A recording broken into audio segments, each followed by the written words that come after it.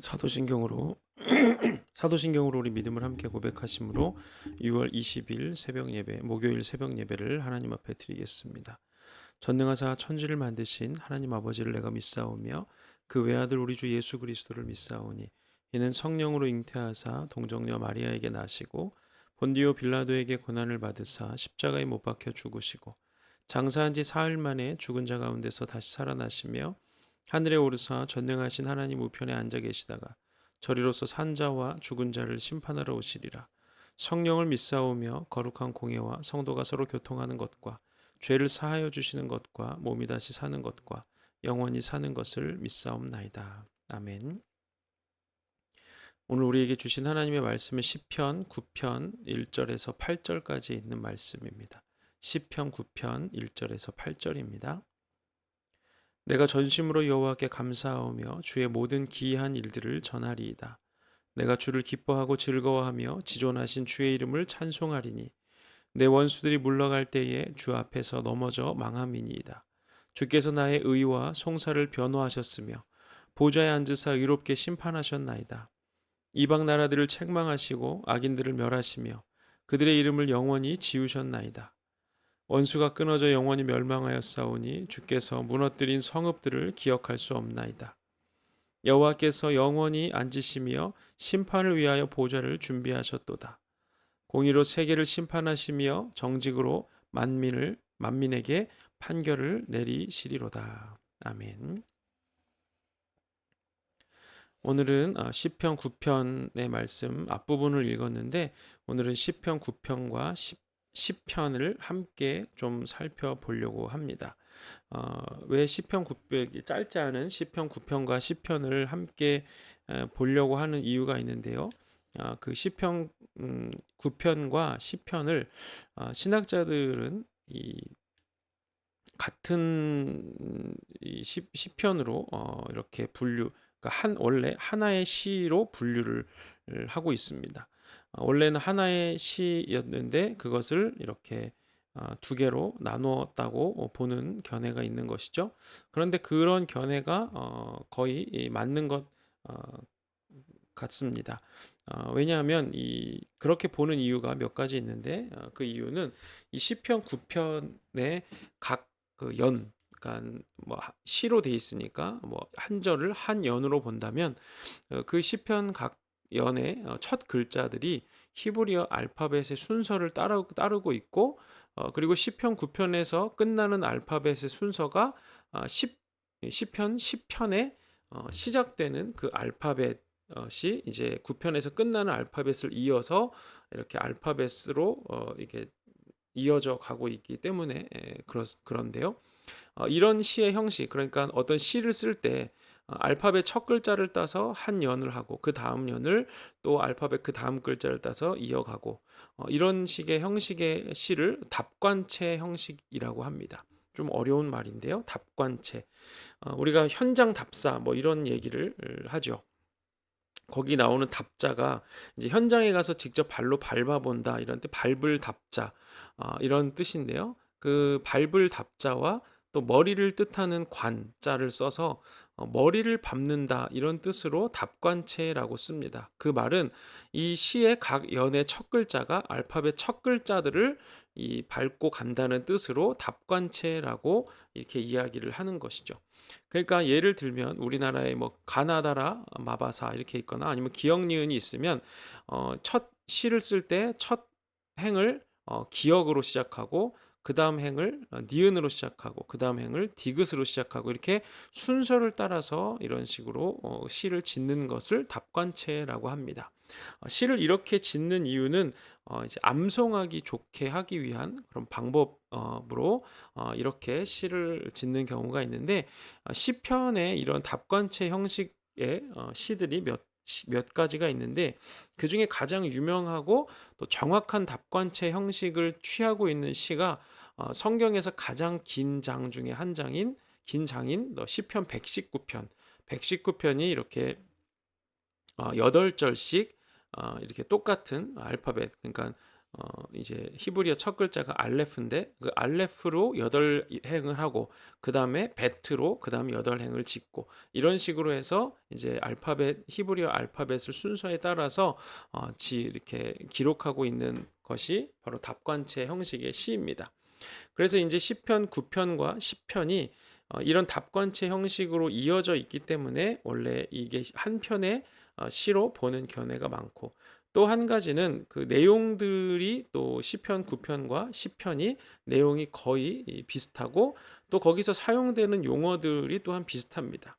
또 한 가지 이유는 이 시편 150편 중에 이 시편 150편이 다섯 부분으로 나누어져 있습니다. 그 중에 첫 번째가 1편부터 41편까지가 1권으로 분류가 되는데 그 1권 중에서 시의 제목이 없는 시가 시편 10편과 그리고 33편 이 두 편의 시가 제목이 없는 시입니다. 제목이 없는 이유는 시편 33편도 그런데 시편 33편도 앞에 32편의 시와 하나로 보는 견해가 많고 그래서 제목이 없는 것이 아니라 원래 한 편의 시였는데 두 편으로 나눠졌다고 보는 것이죠. 그래서 이런 여러 가지 이유들로 보았을 때 시편 9편과 시편 10편이 한 시로 보는 것이 좀 합당할 것 같습니다. 그래서 오늘 이제 본문을 다 읽지는 않았는데 길어서 시편 9편의 1절부터 8절까지의 말씀만을 읽었는데 그 시편 9편과 10편에서 이야기하고 있는 그 내용들이 거의 동일한 내용들을 이 다윗이 계속해서 기록하고 있는데 그 내용은 불의한 세상과 악인들을 향한 심판을 요청하는 내용으로 다윗이 적어가고 있습니다. 이 다윗이 이런 시를 쓰고 있다는 것은 다윗이 지금 처해 있는 상황이 불의한 상황에 처해 있고 또 자기가 지금 악인들로부터 고통을 당하고 있는 그런 상황에 처해 있기 때문일 것입니다. 혹은 악한 자들이 이 땅에 떵떵거리면서 살고 있고 잘 살고 있는 것처럼 보이고 의인들은 오히려 고통을 당하고 있는 그런 모습을 보고 있는 것이 괴롭기 때문에 이런 시를 기록했을 수도 있겠죠. 그러나 우리가 잘 아는 다윗의 삶을 생각해 본다면 다윗은 지금 엄청난 불의한 상황에 있거나 또 악인들로부터 고통을 당하고 있는 그런 상황이라고 추측해 보는 것이 맞을 것 같습니다. 뭐 어떤 상황에 있든지 다윗이 지금 기록하고 있는 시는 이 악인들과 또 악한 세상을 불의한 세상에 대한 심판을 하나님께 요청하고 있다는 것입니다. 그런데 우리가 이 살아가는 동안에 이런 불의한 일들이나 또 악인들이 득세를 하고 떵떵거리면서 사는 모습들, 우리는 인생을 살아가는 동안 그런 일들을 늘 겪게 됩니다. 뉴스만 봐도 이런 악한 자들이 정말 기상천외한 방법으로 악을 행하는 모습을 수도 없이 보게 되죠. 법의 그 망을 교묘하게 잘 피해서 수많은 사람들에게 금전적인, 정신적인, 또 육체적인 피해들을 가하는데도 그들이 정말 어떤 대가도 치르지 않고 오히려 그런 사람들이 세상에서 떵떵거리면서 이렇게 갑질하면서 살아가는 그런 모습을 볼 때 정말 그런 자들을 처벌할 만한 법이 없어서 아무런 조치를 못하는 그런 내용들을 볼 때마다 정말 피가 거꾸로 솟고 하나님이 정말 공의로운 분이신가에 대한 의심을 하게 될 수밖에 없다는 것이죠. 그래서 많은 사람들이 그런 말을 많이 합니다. 하나님이 진짜 공의로우시고 사랑이 많으신 분이라면 어떻게 저렇게 아프리카에 굶어 죽어가는 아이들이 저렇게 많은데 그걸 가만히 보고 계시는가라고 말하는 사람들이 많다는 것이죠. 성경에 이러한 내용으로 기록된 시편이나 성경이 그런데 꽤 많습니다. 그런 상황을 보고 정말 속상하고 하나님께 따지듯이 묻고 정말 하나님이 정말 공의로우신 분 맞습니까?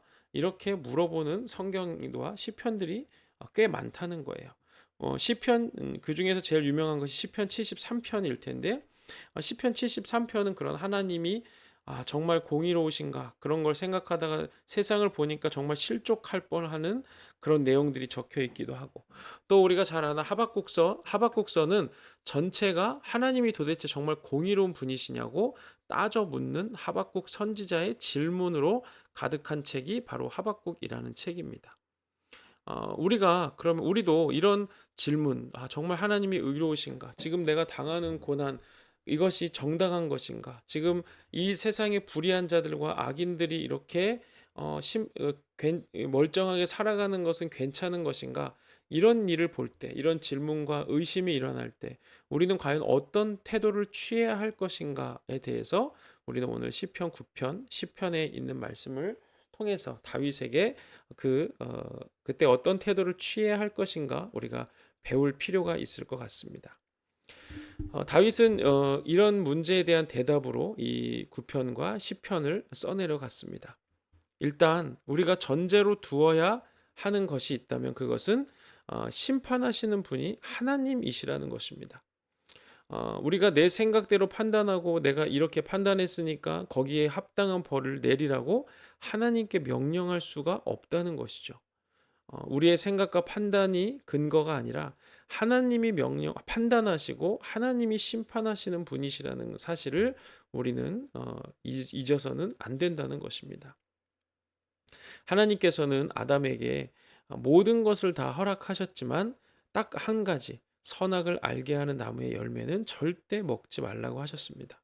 그것을 먹는 순간 어떻게 되겠습니까? 선악을 알게 되는 일이 알게 되고 그 선악을 알게 된다는 것은 내가 하나님이 되겠다고 이 선언하는 것, 내가 하나님이 되겠다는 가장 교만한 죄를 범하는 것이 되고 만다는 것입니다. 이 세상에서 가장 악한 죄가 있다면 정말 추악하고 정말 잔혹하고 더럽고 추악한 죄들이 많겠지만 그 중에서 가장 큰 죄가 무엇일까요? 그것은 바로 내가 하나님처럼 되겠다는 교만함이라는 것이죠. 이 세상에 아무리 악인이 있고 정말 극악무도한 죄인이 있다고 할지라도 그를 판단하고 심판하는 순간 우리는 선악을 알게 하는 나무의 열매를 먹게 되는 것입니다. 바울은 그의 죽음을 앞두고 이 디모데에게 편지를 쓰면서 내가 죄인 중에 괴수다 이렇게 고백을 합니다. 아니 바울처럼 정말 하나님의 성령에 사로잡히고 많은 이 복음을 전하는데 많은 수고를 하고 정말 자기 생명을 아끼지 않고 주님을 위해서 살아간 사람이 또 누가 있겠습니까? 그런데 바울이 자기가 고백하기를 자기가 모든 죄인 중에 괴수다 이렇게 고백을 하고 있는 것을 보죠. 그것은 어, 바울이 아마도 자기가 전에 정말 하나님의 자리에 앉아서 예수 믿는 사람들을 죽이고 예수 하나님을 자기 마음대로 판단하고 그런 일들을 하는 사람이었다는 것을 잘 알기 때문에 그렇게 고백한 것일 것입니다. 우리가 아무리 악인이나 어떤 세상의 불의를 보더라도 그것을 판단하시고 그것을 심판하시고 그것을 이 선악에 분별하시는 분은 하나님밖에 없다는 사실을 우리가 반드시 기억해야 한다는 것입니다. 그렇다고 이 세상에 악한 사람들이 죄를 지었는데 아무런 처벌이 없이 그냥 놔두면 되냐? 그걸 말하는 것이 아니죠. 죄에 대한 그 합당한 대가는 반드시 치러야겠죠. 이것은 우리가 이 땅에 사는 한 국가적인 차원에서 이루어져야 되는 일인 것은 분명합니다. 제가 근데 지금 말하고 있는 것은 그런 어떤 처벌의 차원, 대가를 치르는 차원이 아니라 내가 개인적으로 그 사람을 판단하거나 누구를 정죄하거나 세상을 판단하고 정죄하고 심판할 어떤 권한도 나에게 없다는 것을 말씀드리고 있는 것입니다. 다윗은 그 어떤 사람보다 억울한 일을 많이 당한 사람입니다. 정말 누가 봐도 다윗은 전혀 잘못이 없는 상황이고 오히려 영웅 대접을 받아야 하는데 사울의 질투심으로 인해서 그냥 정처 없이 도망 다녀야 하는 그런 정말 아무 잘못도 없고 누가 봐도 100% 사울이 잘못한 그런 상황에 처해 있는 그런 까닭 없는 고난을 누구보다 많이 당했던 사람이 다윗입니다. 그런데 다윗은 결코 그 어떤 상황이나 사람에 대해서도 자기가 판단하거나 정죄한 일을 하지 않았습니다. 그는 모든 판단과 심판을 하나님께만 맡겼습니다.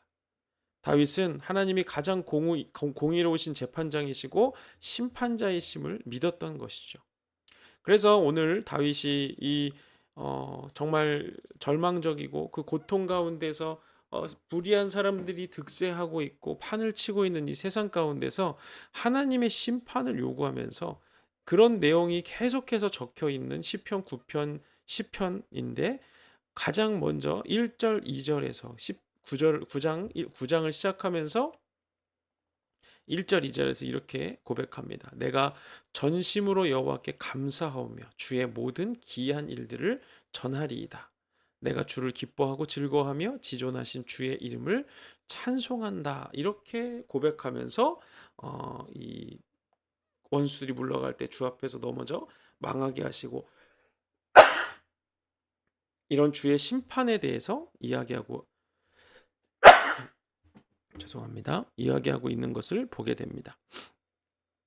그러니까 이 다윗은 그런 모든 불의한 일들과 모든 악인들이 득세하고 있는 이 세상을 바라보면서도 기대하는 것이 무엇이냐면 하나님께 감사하고 하나님이 모든 일을 판단하시고 내가 기뻐하고 즐거워하는 것은 오직 세상에 유일하신 하나님의 이름을 찬송하면서 이 시를 적고 있다는 것. 다윗이 지금 다윗의 믿음이 어디를 향하고 있는지를 분명히 우리에게 보여줍니다. 다윗은 하나님이 가장 공의로우신 재판장이시고 심판자이심을 전적으로 신뢰하고 믿었던 것입니다. 이 세상에서는 완벽하게 공의롭고 완전한 재판, 이런 것들은 절대 기대할 수가 없습니다. 그래서 다윗이 모든 심판과 판단을 하나님께만 맡기고 있는 것이죠. 그래서 시편 9편과 시편에 보면 이 하나님을 마치 재판장, 심판자로 여기면서 다윗이 그 시를 쓰면서 법정 용어들을 굉장히 많이 사용합니다.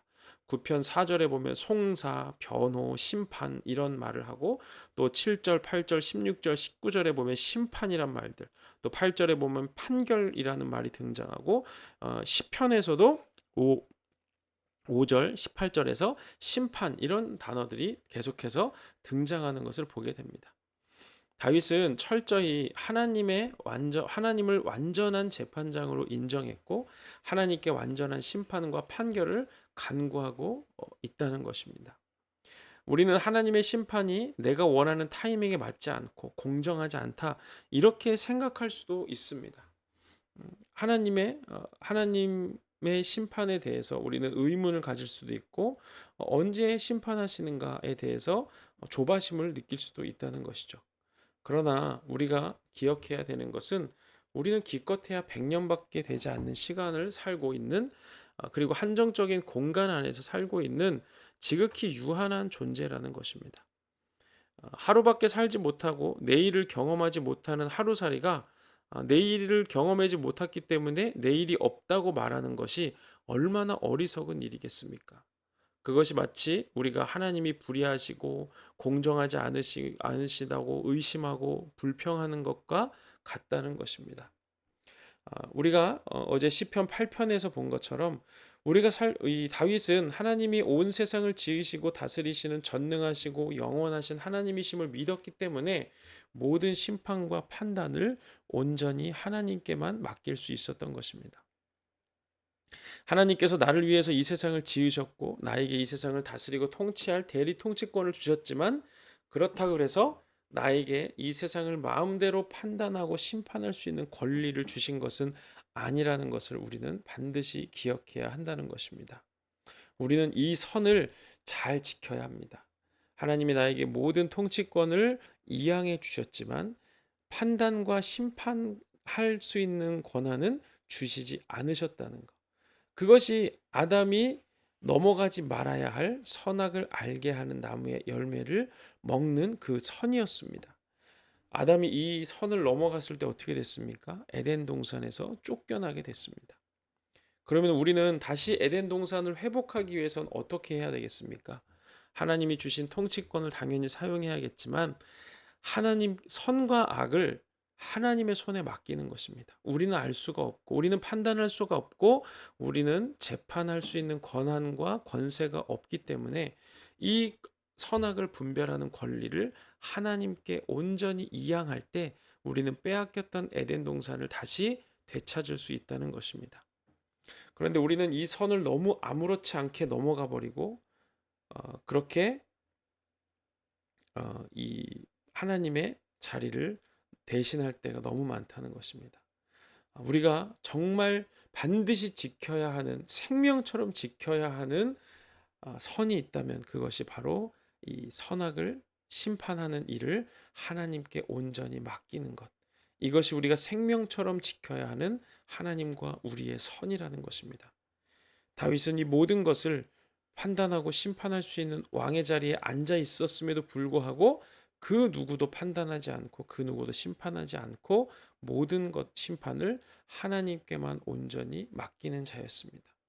우리도 다윗처럼 내가 보고 듣는 것으로 판단하고 사람이나 상황이나 세상을 판단하지 말고 영원하시고 완전하신 하나님께 우리의 모든 심판을 전적으로 맡길 수 있기를 주님의 이름으로 부탁드리겠습니다. 아멘. 기도하겠습니다. 거룩하신 하나님 은혜를 감사합니다. 오늘 시편 9편과 10편의 말씀을 통해서 하나님께 모든 심판과 판단의 권한을 맡기고 하나님이 심판하실 것을 기대하며 감사를 드리며 찬양하는 다윗의 모습을 우리가 함께 살펴보았습니다. 하나님, 우리는 우리의 짧은 지식과 또 우리의 짧은 생명을 기반으로 하나님의 심판이 아닌 우리 스스로 심판하고 판결하고 우리 스스로 정죄하고 우리 스스로 규정하고 재판하려고 할 때가 얼마나 많은지 알지 못합니다. 하나님, 그 죄가 얼마나 큰 죄인지 우리가 다시 한번 깨닫게 하여 주시옵소서. 하나님이 우리의 세상 모든 것을 주셨지만 결코 선악을 알게 하는 나무의 열매는 먹지 말라고 하신 이유가 무엇인지를 우리가 알기 원합니다. 하나님, 우리에게 하나님이 재판장의 권리를 주지 않으셨기에 우리가 그 선악을 알게 하는 나무의 열매를 먹는 선을 넘어가지 않게 하시고 그 선을 생명처럼 지키게 하여 주시고 오직 하나님께만 우리의 판단과 또 하나님께만 정당한 판결과 심판을 기대하며 살아가는 저희들 될 수 있도록 주님께서 역사하여 주시옵소서. 이제는 우리 구주 예수 그리스도의 은혜와 하나님 아버지의 사랑과 성령의 교통하심이 세상의 모든 불의에도 불구하고 공정하고 완전하게 심판하신 하나님의 공의로우심과 또 하나님의 완전한 심판을 믿으며 모든 심판과 판단을 오직 하나님께만 맡기고 살아가기로 결단하는 우리 모든 부으시는 교회 성도들 머리 위에 이제로부터 영원토록 함께 하시기를 간절히 축원하옵나이다. 아멘. 감사합니다. 오늘은 목요일입니다. 저녁에 예배가 있죠. 저녁 예배 때 함께 예배를 통해서 만나도록 하겠습니다. 예배를 정말 생명처럼 지키고 예배하는 자리를 통해서 우리의 영과 또 우리의 삶이 회복되고 또 능력을 받는 오늘 저녁이 되었으면 좋겠습니다. 오늘 저녁 때 뵙도록 하겠습니다. 오늘 하루도 믿음으로 승리하시기 바랍니다. 감사합니다.